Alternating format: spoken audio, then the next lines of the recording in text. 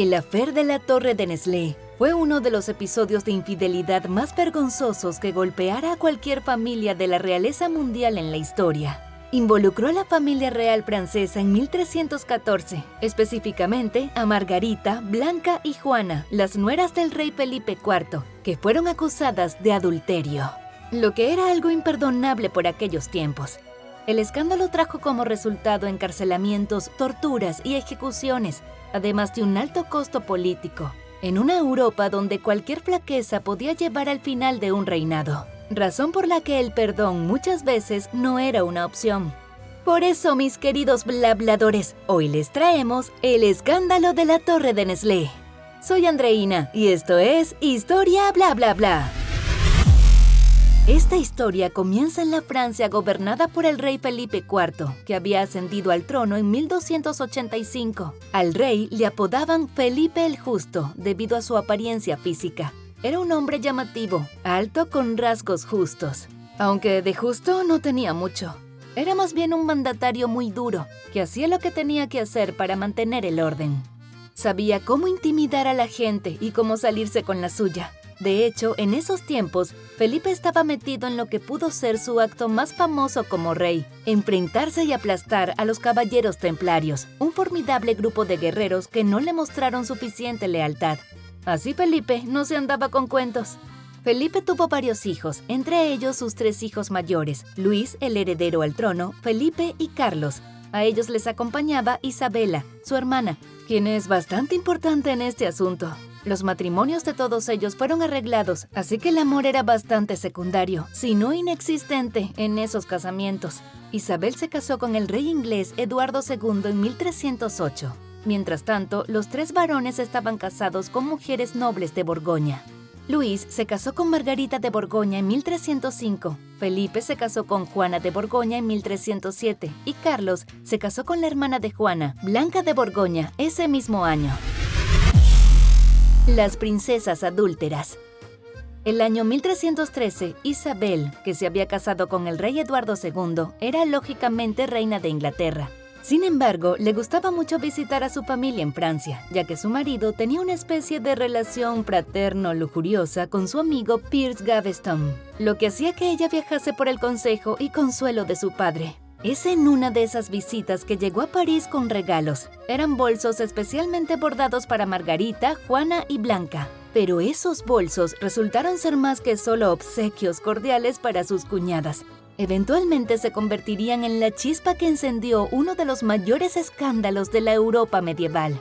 Más tarde ese mismo año, los hermanos reales franceses y sus esposas asistieron a un banquete en Londres. La comitiva real francesa estaba acompañada naturalmente por numerosas personas, incluidos 2 caballeros normandos, los hermanos Gautier y Philippe de Aunay. Hay que acotar que Isabela era conocida en toda Europa por su inteligencia y atención al detalle, y haciendo uso de esos dones, notó algo inquietante en los hermanos. Se dio cuenta de que alrededor de sus cinturas colgaban unos bolsos fabulosos hechos a medida.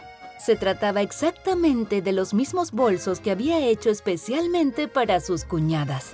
Este pequeño detalle despertó las sospechas de la audaz Isabel. Sin embargo, hizo silencio al respecto, tal vez porque estaba a punto de dar a luz a su hijo, el futuro Eduardo III de Inglaterra.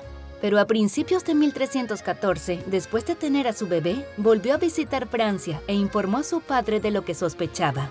Felipe estaba encolerizado por la idea de que sus nueras traicionaran a sus hijos, pero se dio cuenta de que era mejor que tuviera alguna prueba antes de hacer algo al respecto. Así que ordenó a un grupo de espías que observaran a las princesas y a los caballeros normandos. Lo que descubrieron fue impactante.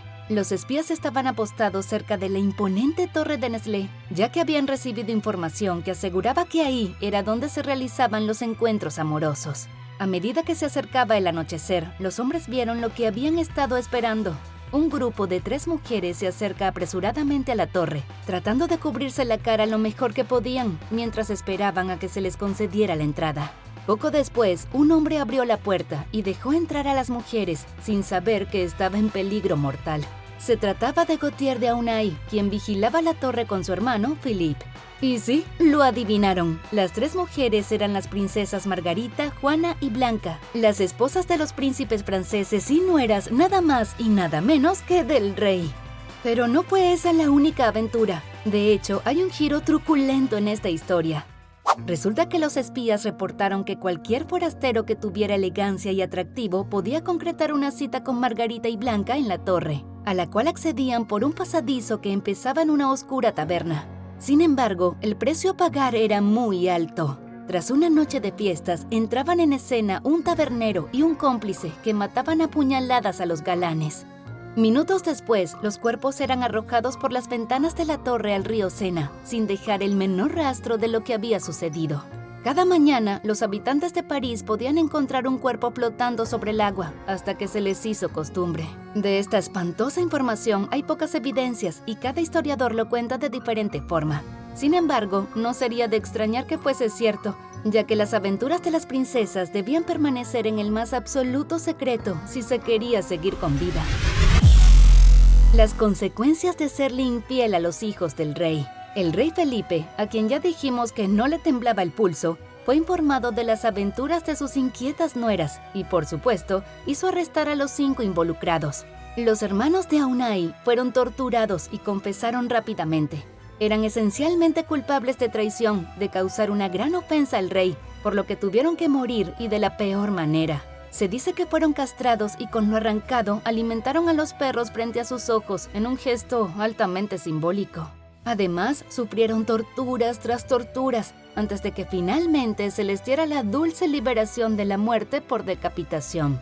Todo esto ocurrió en una plaza pública de París, solo por si acaso a alguien le quedaban ganas de burlarse del rey. En cuanto a las mujeres infieles, se llegó a la conclusión de que eran Margarita y Blanca las que habían cometido adulterio, y Juana era simplemente una cómplice que había ayudado a encubrirlo todo.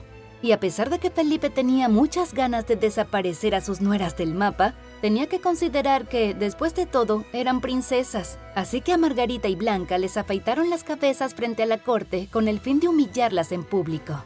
Por motivos políticos, el matrimonio de Margarita con Luis no pudo ser anulado y fue encarcelada en una celda subterránea en el castillo de Château-Gaillard. Luis sucedió al trono más tarde ese mismo año después de la muerte de Felipe IV, siendo coronado oficialmente en agosto de 1315. Margarita, sin embargo, todavía estaba viva y por lo tanto se convirtió en reina de Francia, pero murió rápidamente en circunstancias sospechosas. Algunos dicen que asesinada el 14 de agosto, mientras todavía estaba encarcelada. Blanca también permaneció en prisión en el Château-Gaillard durante 8 años hasta 1322, cuando Carlos asumió el trono y técnicamente también se convirtió en reina de Francia. Carlos, a pesar de que ya era rey, se negó a liberar a Blanca. En su lugar, anuló su matrimonio e hizo que a Blanca la encerraran en un convento de monjas. Carlos se volvió a casar inmediatamente después con María de Luxemburgo. Blanca murió al año siguiente debido a las enfermedades que derivaron de los años que pasó bajo tierra. Por su parte, Juana tuvo más suerte, ya que al no ser encontrada culpable de adulterio, solo se le dio casa por cárcel. Fue la única de las 3 cuyo marido abogó por ella, siempre defendiéndola de las acusaciones. Hay quien dice que él la defendió por evitar el costo político que significaba la culpabilidad de Juana. Pero nosotros, en nuestra infinita inocencia, preferimos creer que fue por amor. La pregunta obligada aquí es, ¿en qué estaban pensando esas 3 princesas para desafiar a la suerte de una manera tan temeraria? ¿Fue exceso de lujuria, tal vez amor verdadero, o simplemente una soberana estupidez? En cualquier caso, lo insólito de las acciones de las nueras del rey Felipe IV hacen que el escándalo de la Torre Nestlé hoy forme parte de los increíbles archivos de historia bla bla bla.